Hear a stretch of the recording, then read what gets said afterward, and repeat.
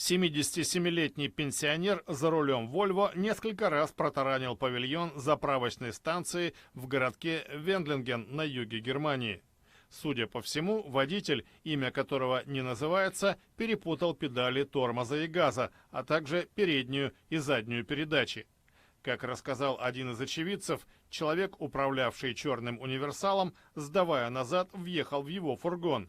Затем рванул вперед, снес стеклянную дверь, влетел в торговый зал и уперся в перегородку между двумя холодильниками.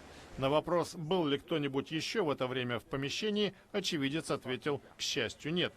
Человек, управлявший «Вольво», получил легкие травмы. Полиция и медики решили отправить его на обследование в больницу, просто на всякий случай.